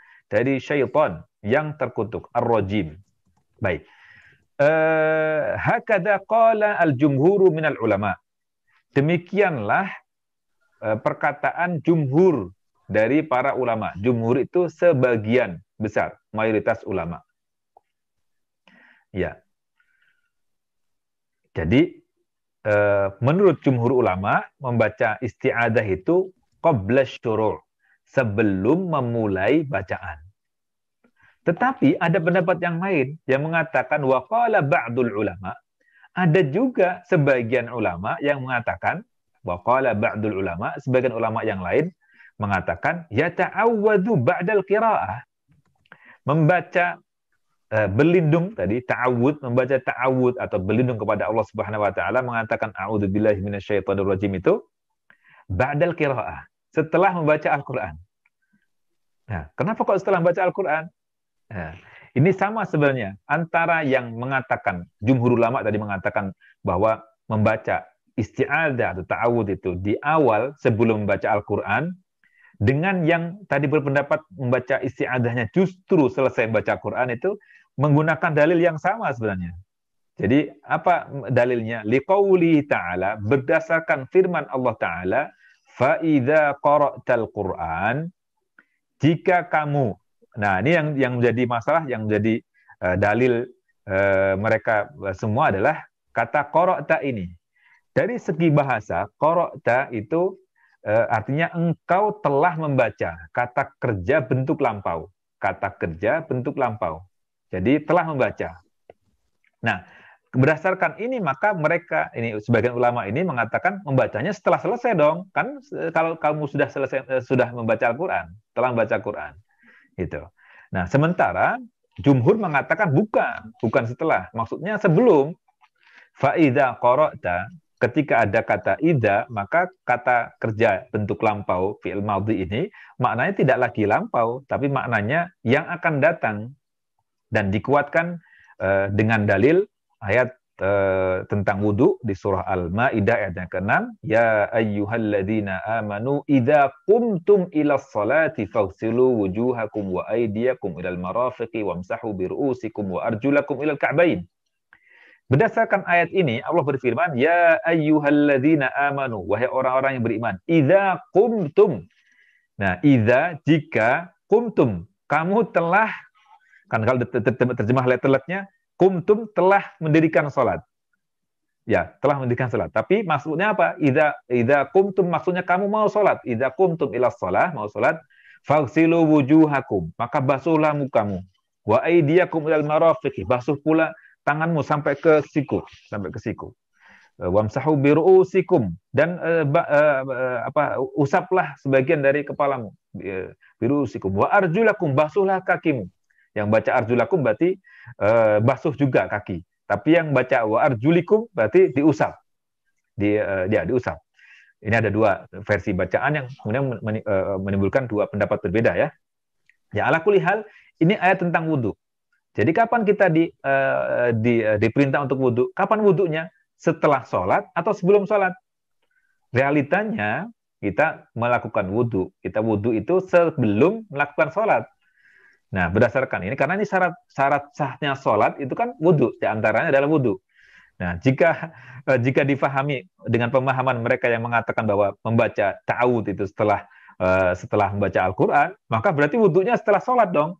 Gitu. Maka jumhur ulama berpendapat dan pendapat yang kuat adalah membaca ta'awud atau isti'adzah itu sebelum membaca Al-Qur'an. Berdasarkan dalil tadi surah Al-Maidah ayat yang ke-6, wudu dilakukan sebelum sholat. Ya. Fa idza qara'tal Qur'an, jika kamu hendak membaca Al-Qur'an, fasta'idz billahi minasyaitonir rajim. Maka mohonlah pelindungan kepada Allah minasyaitonir rajim. Ya. Wa taqdirul ayah indal jumhur idza aradtal qira'ata fasta'id. Ya, berdasarkan pendapat jumhur, ya, kalimat lengkap dari ayat ini adalah maksudnya idza aradtal qira'ah, kalau kamu hendak, kalau kamu mau, kalau kamu ingin membaca Al-Qur'an maka isti'adzahlah. Demikian, jadi isti'adzahlah.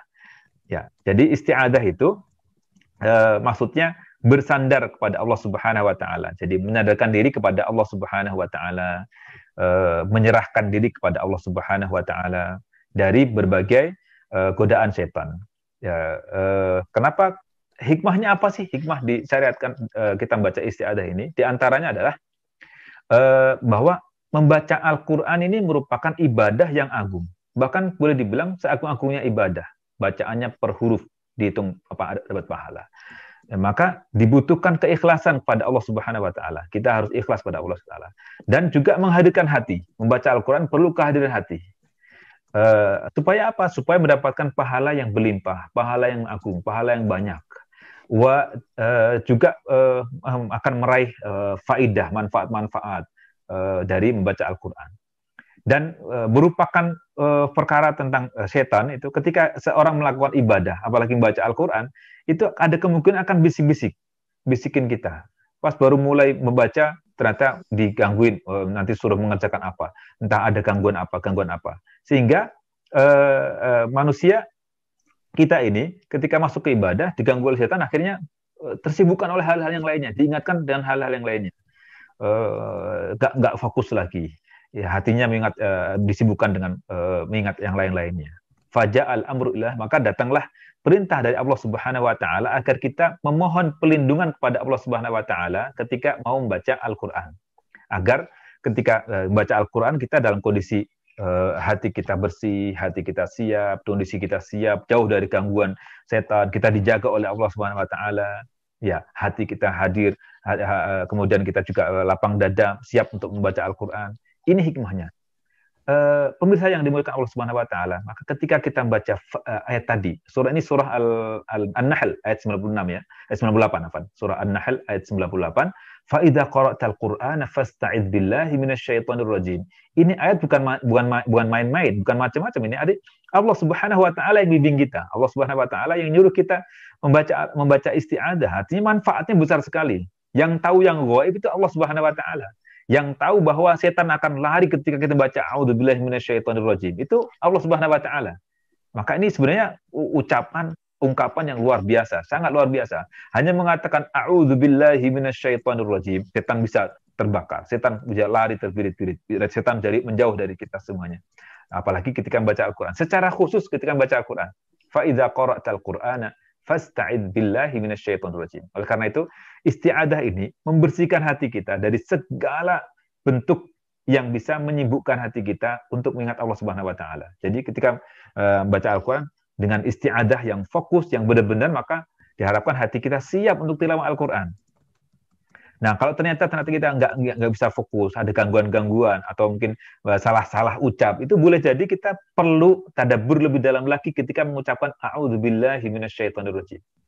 Cobain dah pas baca a'udzubillahi minasyaitonir rajim, bayangkan tadabburi maknanya. A'udzubillahi minasyaitonir rajim.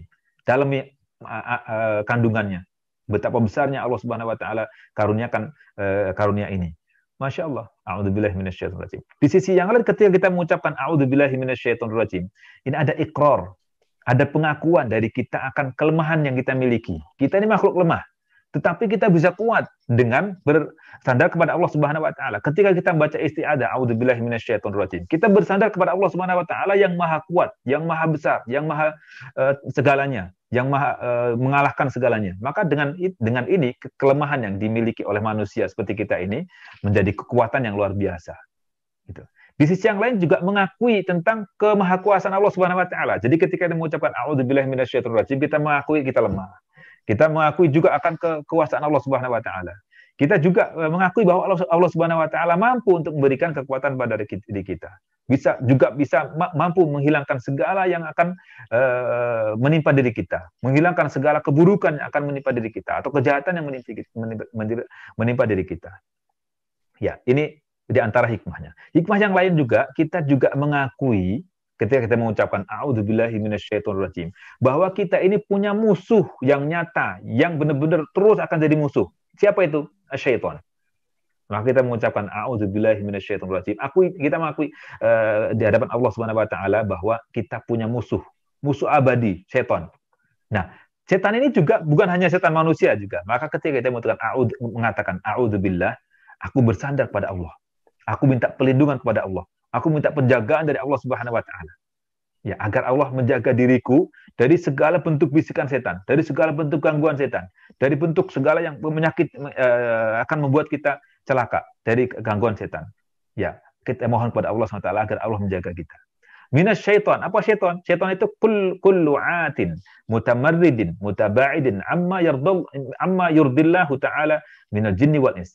Jadi yang dijauhkan dari Allah Subhanahu wa taala, yang dimurkai oleh Allah Subhanahu wa taala, yang dijauhkan dari rahmat Allah Subhanahu wa taala itu adalah mereka-mereka yang melakukan perbuatan-perbuatan dosa yang tidak diridhoi oleh Allah Subhanahu wa taala, baik dari golongan jin ataupun dari golongan manusia.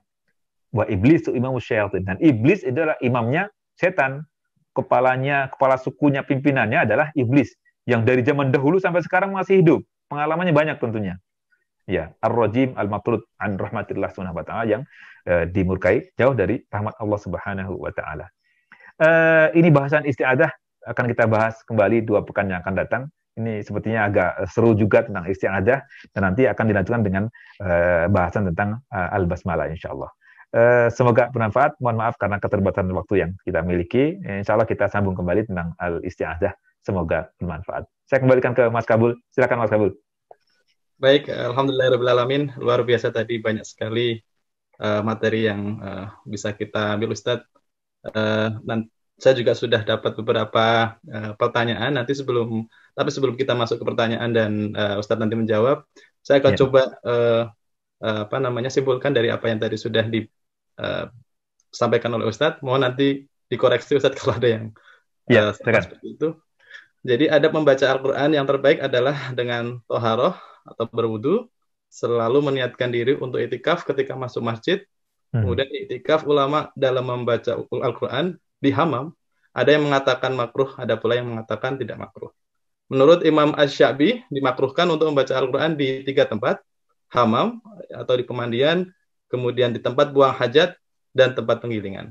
Membaca Al-Quran di jalan yang terpilih dari pendapat ulama, boleh dan tidak makruh dengan syarat si pembaca tidak lalai. Jika lalai maka makruh. Sebagaimana Rasulullah SAW membenci orang yang membaca Al-Quran dalam keadaan mengantuk karena khawatir bacaannya salah. Kemudian dianjurkan pembaca Al-Quran saat tilawah di luar sholat adalah menghadap kiblat. Duduk dengan khusyuk, kepala tertunduk, duduk dalam kesendirian dalam kondisi adab yang baik, sebagaimana duduknya ketika menghadap guru.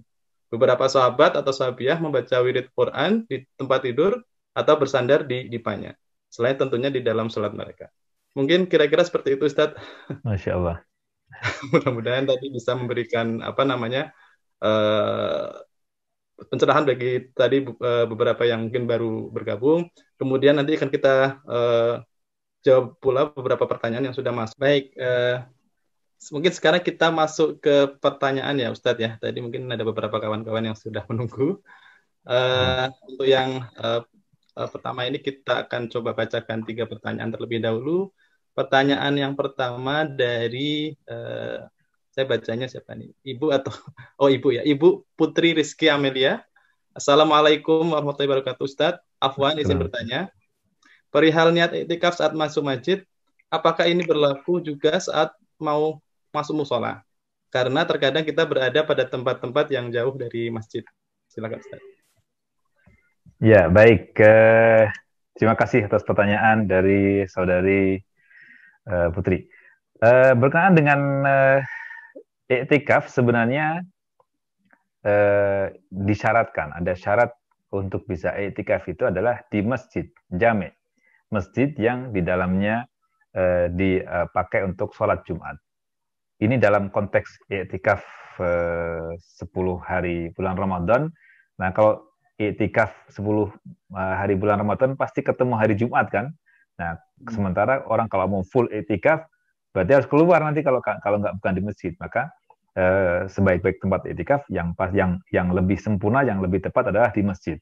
Adapun di musola dan yang sebagainya, ya insya Allah meskipun tidak memiliki pahala sebesar di masjid, tapi musola juga tempat ibadah juga, tempat yang mulia juga, meskipun tidak dipakai untuk sholat Jumat. Sekiranya tidak memungkinkan di masjid, ya insya Allah tidak jadi masalah juga. Namun tentu pahalanya berbeda dengan masjid yang digunakan untuk sholat Jumat. Wallahu a'lam. Oh ya, mungkin juga masalah terminologi musola ya. Musola di masyarakat kita dikenal tempat sholat yang atau ruangan sholat yang secara luas, secara fungsi tidak sebesar, tidak seluas masjid. Tapi di kalangan orang Arab, musola itu juga dipakai untuk istilah tempat lapangan yang digunakan untuk sholat Idul Fitri, Idul Adha atau Istisqa, mereka sebut dengan musola juga. Jadi mungkin ini dalam konteks bahasa kita musola tempat ibadah tidak sebesar masjid dan tidak dipakai untuk sholat Jumat. Wallahu a'lam. Baik. Ini menarik Ustadz, karena memang kalau kita lihat di masjid-masjid di Indonesia, terutama kan beberapa di kampung-kampung itu kan bentuknya mungkin boleh dikatakan itu musola Ustadz. Bahkan di kampung saya itu mungkin tiap apa namanya kita tarawih pasti di musola Ustadz. Karena kalau mau ke masjid itu akan lumayan jauh. Jadi cukup menarik pertanyaan tadi. Mudah-mudahan bisa menjawab. Baik, kemudian kita lanjut ke pertanyaan yang kedua dari Ibu Ayu Novita. Assalamualaikum warahmatullahi wabarakatuh, Ustadz. Waalaikumsalam. Izin bertanya, apakah boleh apabila dalam perjalanan tetap membaca Al-Quran atau mengulang hafalan, tapi sudah tidak punya wudhu lagi? Apakah boleh kita membaca Al-Quran tidak dalam keadaan wudhu? Terima kasih. Ya, boleh. Kita para ulama sepakat bahwa membaca Al-Quran dalam keadaan tidak berwudu itu diperkenankan, diperbolehkan. Namun jika dalam keadaan jika memungkinkan untuk dalam keadaan berwudu itu lebih baik. Namun jika tidak memungkinkan untuk dalam keadaan berwudu, maka jangan menghalangi untuk tetap membaca Al-Quran atau mengulang hafalan Quran. Bahkan menyentuh Al-Quran juga tidak menjadi masalah bagi yang sedang tidak dalam keadaan berwudu. Yang tidak boleh itu ada yang sedang junub, tidak diperkenankan untuk membaca Al-Quran, tidak diperkenankan menyentuh Al-Quran, itulah hukum untuk junub. Mungkin sebaiknya dicek di video pertemuan sebelumnya ya, sudah kita singgung lebih, insya Allah. Demikian. Iya, jadi semoga nanti bisa memantapkan hati untuk terus murojaah Al-Quran Ustaz ya. Amin, insya Allah. Ya. Amin. Baik, semoga tadi bisa menjawab kepada Ibu Novita. Kemudian lanjut pertanyaan yang ketiga dari Bapak Rafzen Arjono. Mana yang lebih utama sewaktu di perjalanan? Murojaah atau beristighfar, Ustaz? Jazakallah khair. Iya, Masya Allah. Ini perbandingan ibadah yang sama-sama mulia ya. Istighfar dianjurkan, murojaah mengulang hafalan juga mulia, juga bagus juga.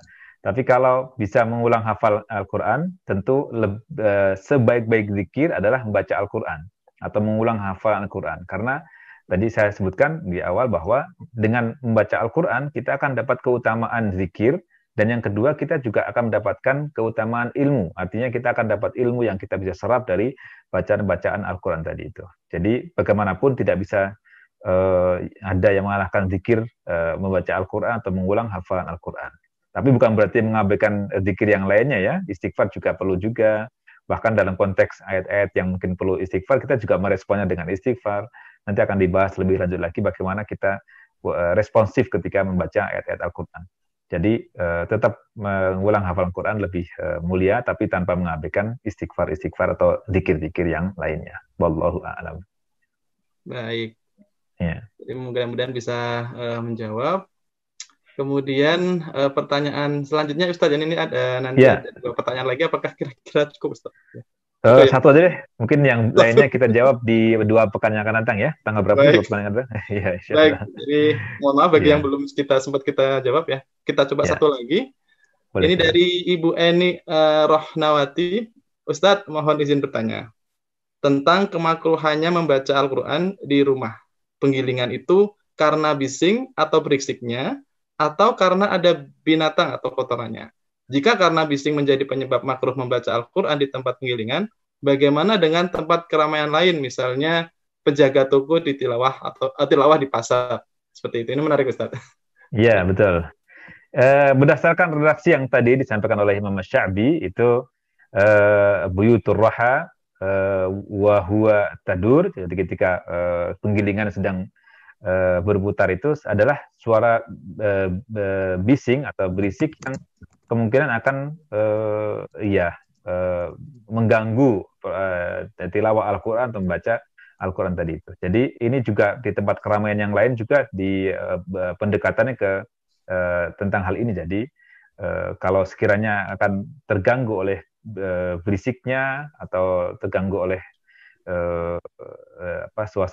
suasana yang di tempat tersebut, maka juga bisa masuk ke makruh dalam pendapat Imam Asy-Sya'bi tadi itu. Tapi secara umum, adapun hewan dan seterusnya itu lain bab ya, karena pada dasarnya tadi berkaitan dengan berisik dan aktivitas yang ada di tempat tersebut. Wallahu a'lam. Baik. Alhamdulillahirrahmanirrahim. Mungkin pertanyaan-pertanyaan yang lain belum sempat kami jawab, akan coba kita jawab pekan depan, dan mudah-mudahan Kenapa, Ustaz? 2 pekan lagi. 2 pekan yang akan datang, mohon maaf. Ya, maksud saya pertemuan yang akan datang.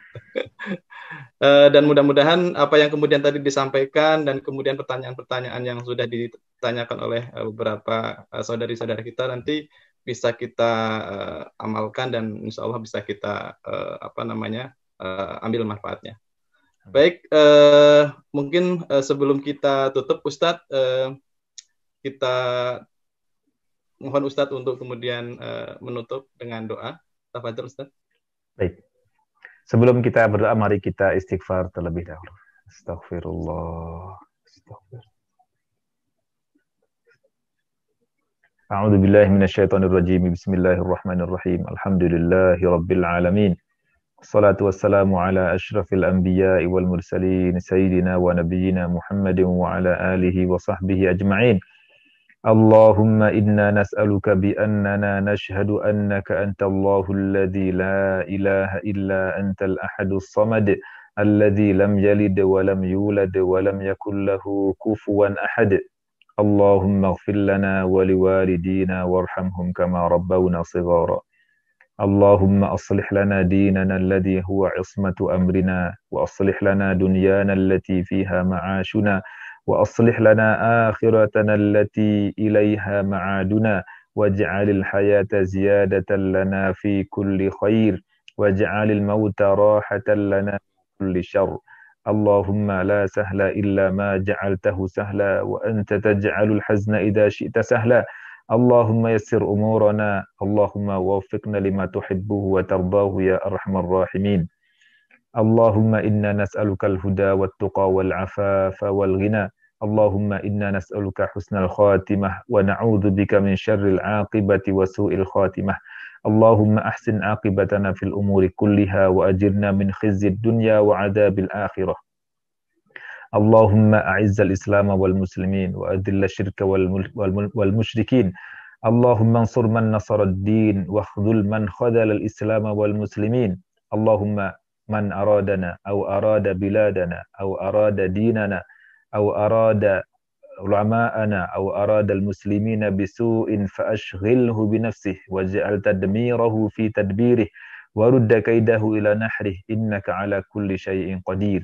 Allahumma 'alaika bi a'da'ika a'da'id din. Allahumma 'alaika bihim fa innahum la yu'jizunak. Allahumma shfi mardana wa mardal muslimina shifaa'an la yughadiru saqama. Rabbana la tuzigh qulubana ba'da idh hadaytana wa hab lana min ladunka rahmatan innaka antal wahhab. Rabbana ighfir lana wa li ikhwanina alladhina sabaquna bil iman wa la taj'al fi qulubina ghillan lil ladzina amanu. Rabbana innaka ra'ufur rahim. Rabbana atina min ladunka rahmatan wa hayyi' lana min amrina rashada. Rabbana atina fid dunya hasanatan wa fil akhirati hasanatan wa qina adzaban nar. Wa sallallahu wa sallama wa baraka ala nabiyyina Muhammadin wa ala alihi wa sahbihi ajma'in. Walhamdulillahi rabbil alamin. Mohon maaf lahir dan batin. Terima kasih banyak. Saya kembalikan ke Mas Kabul. Wassalamualaikum warahmatullahi wabarakatuh. Waalaikumsalam warahmatullahi wabarakatuh. Jazakumullah khairan katsiran kepada Ustadz Tanto Saryono yang sudah memberikan materi tadi.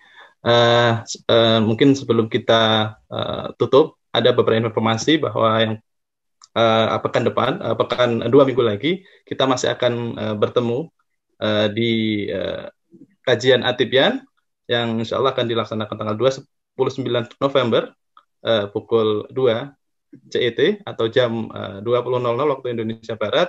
Dan jangan lupa untuk tetap stay di channel Rumta, subscribe, like, komen, dan bisa disebarluaskan. Jazakumullah khairan khasiran kepada Ustadz Hartanto.